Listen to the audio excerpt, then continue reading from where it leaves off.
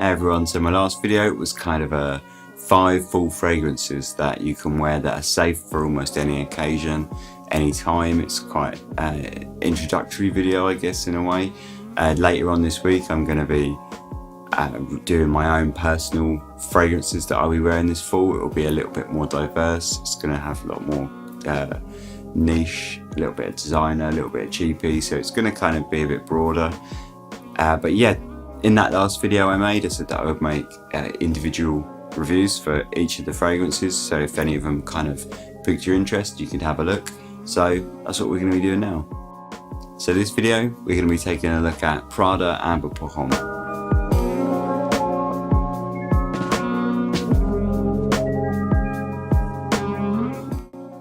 The Prada 50ml bottle, I absolutely love it.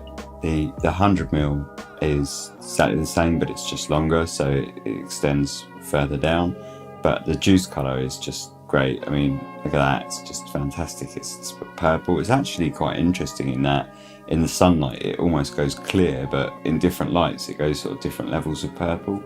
It's really nice. On the front there you get you can see it's got the ingredients, so it's Amber Pour Homme, Resin de l'Abdomen de France, Feu de Patchouli d'Indonésie, or whatever, I'm just butchering French now, Cardamom de Guatemala, Saffron de España Dame, so it's sort of the main ingredients and where they're from, which is really nice. You got Prada down the bottom, and that's, is that a sticker or is it printed? That's actually printed on the bottle, on the bottom there. Yeah, it's quite nice. The metal plate is sort of set in, so it's kind of flush. It's not totally flush, but it's kind of flush. And yeah, you can sort of see on the back there it's sort of stuck on. But that's quite nice. It's set into the bottle, so it's quite nice. The lid, yeah, the vaporizer, it works. It's quite nice. The lid's a bit cheap. That's sort of rubbish. But just sort of the batch number on these, there should be on the vaporizer. You can just about make it out there on mine. So that's where the batch number is. Say a lot of the copies of this, they won't have that. Yeah, so that's sort of one way of telling if it's real or not. But yeah, otherwise that's pretty much the bottle for the 50ml. The 100ml say exactly the same, just about that deep instead. It's a really nice bottle actually. I really like this. It's quite classy. I just like square glass bottles really, but yeah, no, it's a nice bottle. That's, yeah, the bottle for Prada Amber Pour Homme. Alright, so we got Prada Amber Pour Homme. Now I really like this. I think it's really nice.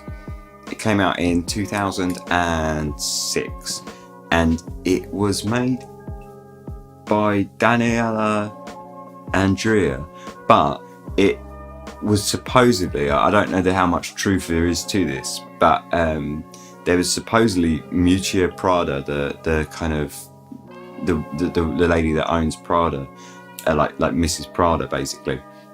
She had a hand in it, and she's quoted as saying something along the lines of she wanted to make a fragrance that she would enjoy wearing. And I think whether or not that's true and how much of a hand she had in it, I can definitely see where that's coming from, because this fragrance I think is quite subversive and I don't think there's much masculine about it whatsoever. So yeah, to sort of talk about it, it was the first ever men's fragrance by Prada, and it carries a lot of the DNA that you smell in other Pradas today, is specifically the kind of Prada L'Homme, which is getting a lot of hype on the internet these days. And I feel like this one's been forgotten because of Prada L'Homme, whereas, you know, there's a lot of the DNA of this that's kind of in Prada L'Homme, like specifically with the Prada soapiness, because a lot of Prada fragrances have got that soapy vibe, and there's definitely a soapy vibe to this. A lot of people say that this is just expensive soap, and why would you want to just smell like expensive soap? I think that's selling it short a little bit. It does smell soapy, but to call it expensive soap I think is missing, it's kind of debasing it to a degree, because it's much more complex than that, and it is quite a complex scent, and I like it for that. I wouldn't say, actually it's not complex, it's just there's a lot going on. So yeah, what is in there? In terms of the notes, on the top we've got orange, cardamom, bergamot and neroli. In the middle is orange blossom, so there's more sort of orange. There's apparently musk and vetiver. Now vetiver I don't catch a lot in this, but there's also geranium and myrrh, which for me are much more predominant. And then in the base there's labdanum, leather, sandalwood, tonka, vanilla and saffron. And then those notes are much more, they sort of make up a lot of the kind of, like you got the myrrh, labdanum, saffron, leather, these kind of make up the amber accord, I guess. Now that sounds possibly quite masculine with that kind of, there's leather. There's also supposedly vanilla and patchouli, but I don't get a lot of the patchouli. But yeah, say we got that kind of patchouli and leather and musk and vetiver. That's making it sound very masculine, right? But they're not very predominant to me. So what does it smell like? I've got a dry down here, but I'm gonna go straight off the top and then we'll get to the dry down later, because it's a fragrance that changes over its life a little bit. The sprayer on this is amazing. So it's just such a good vaporizer. I actually really rate it. So right off the top,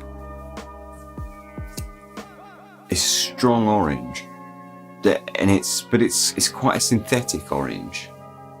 And there's an orange blossom, I suppose, is playing a part of that as well, or the neroli perhaps. There's definitely, like, for me, straight off the top, I'm getting orange and white sort of florals. I wouldn't say I can smell much of the cardamom or the bergamot. Perhaps a little bit of bergamot in there. But for me, I'm getting predominantly orange, like a quite fresh orange, but it doesn't smell, say it's not particularly natural smelling orange. It smells quite synthetic with, say, a lot of sort of bright florals. Sort of below those kind of notes with the kind of neroli and the orange and the orange blossom, geranium, I can smell, like I said, the florals are quite punchy in this. Below that, you've got a kind of very slick, I would definitely say quite slick, not overly heavy amber accord of the kind of the myrrh and the saffron, I think, that and labdanum. And perhaps there's a little bit of sandalwood is perhaps coming through, but really it's this kind of like very slick, very soft, very accepting, I guess, sort of amber accord. And it's not over the top at all. It's not oppressive. It's not heavy. It's not. I wouldn't call it very resinous and sort of sexy and dark at all. It's very bright amber, and it's very sort of uplifting, quite safe in a way. I mean, I think this fragrance is relatively safe. So that's off the top, that's basically what I'm getting. So let's check the dry down. So this is quite an old dry down. So I sort of and at this point though, it's very much in the dry down, it's dropped a lot of those florals. And now we're looking at really like the saffron, maybe a little bit of the vanilla and the leather, definitely. And say that quite a resinous amber. But again, it's still quite light. And that's why I think there's a sweetness to it. I wouldn't say it's the vanilla. I would say it's still the kind of where the florals are kind of hanging around. They kind of sweeten it up a little and brighten it up quite a lot, because it's quite a bright fragrance. Definitely a daytime fragrance, I think. And as of course, this is all kind of undermined by this kind of soapiness, like this, and it's hard to describe quite how soapy it is. People, you might hear people say, "Oh, it's Prada, it's soapy," and it's got that kind of soapiness to it. Until you smell it, I think you'll go, "Oh yeah, soapiness, yeah, sure," and then you smell it and you go, "Blimey, that is soap." Like it really is. It's hard to describe how soapy this is. If you don't mind that, and I don't, I think it smells very nice, then I think this is a classic, very refined day wear scent that you could wear at any point, like as a kind of signature that's safe, and I think it's really nice. I wouldn't really say it's safe. I don't think it's really much of a nighttime scent because I don't think it's very sexy in a way. It's more refined and classic and quite formal, but it's not, because of those florals. It's definitely quite formal smelling, but because of those florals, and this is what I find quite interesting about it, is it almost becomes quite subversive and a little bit playful, and I sort of feel that with the whole fragrance. I mean, if you look at it, it's not a particularly masculine bottle. It's got that square shape, you know, and the sort of glass, but at the same time, it's thin. It's quite dainty in a way, and then it's the juice is purple, and when you spray it, you get hit with that orange and floral, and the florals stick around, and it's very soapy, and none of this stuff is really very masculine. And then they call it Pour Homme, and suddenly it's a male fragrance. You know, I find that quite interesting. I think it's quite subversive, and I feel the whole fragrance is quite subversive in that way, in that it's very formal and it's very classic and classy, but when I say classic, don't think of it as old-fashioned, because it's not. It's very modern, but you get this kind of classic formality of it, you know, or classic formalness of it, and that's really nice, because if, you know, for a day, sort of signature day wear, especially like to work and things like that, it really plays well. But at the same time, it's almost going, but you know, I'm also a little bit cheeky, and I really like that about it. I think that's really nice. It's got to say that with the florals, which are very soft and very nice, and if you know, gents, if you're a bit worried about wearing florals and you don't really like florals, I would still say give this a little tester if you can, because the florals are not sort of rose and sort of big kind of florist kind of, you know, that smell you get as you walk into it's not like a tuberose or anything like that. It's definitely sort of soft white florals, and I think that is very nice, and I think you can pull it off much easier even if you don't really like florals. I think it still really works, and I think it's great. I think it's a fantastic fragrance. In total, I think it's sad that it's a little bit forgotten, because, say, when you compare it to Prada L'Homme, I think this is a much better fragrance. It's much more interesting.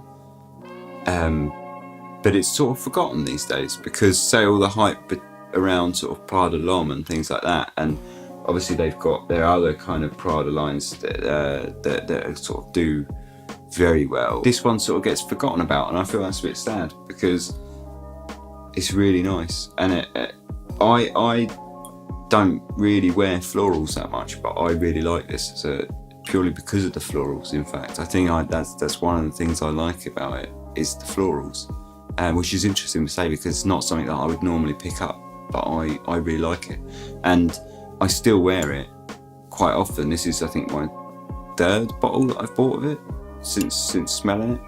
And I think, yeah, I really rate it. I get a lot of wear out at work, because for me it's a good work scent. So yeah, I just think it's a lovely scent. In terms of sort of sillage and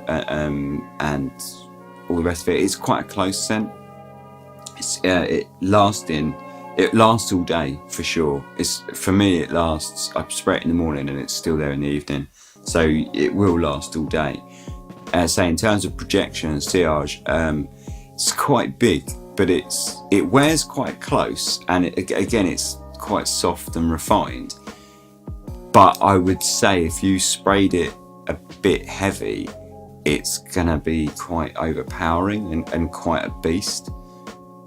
But if you just spray sort of like casually, like 2 or 3 sprays of it, I think that's about right. It wears quite close that way, but that works for that kind of refined classiness that it's got. And I say, really, it's quite soapy, so to be honest, you don't want to beast it anyway, because you're just going to smell weird. Like, I think it's one of those fragrances where, say, you don't want to beast it anyway. You just want a nice kind of close, safe, very attractive day wear. That's what I would say. You know, if that's what you're looking for, I would say if you reached for this, I think you'd be really happy. And I think it's a really nice fragrance. I think other people really like it. I've never had anyone say anything bad about it. Yeah, I think it's really good.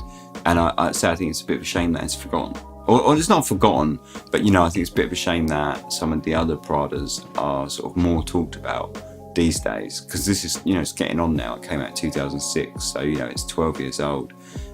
But, you know, now it's sort of 12 years old. It's sort of yesterday's news. And then that's a bit sad, because I still think it's possibly, say, the first Prada fragrance for men, and possibly still the best one in my eyes. So yeah, that's more or less my review for that. I hope you enjoyed it. If you tell me what you think about it in the comments, especially, you know, compare it to Prada L'Homme if you like, and tell me I'm wrong. But yeah, stick anything you got in the comments. Thumbs up, thumbs down. Subscribe if you like it. Cheers. Thanks.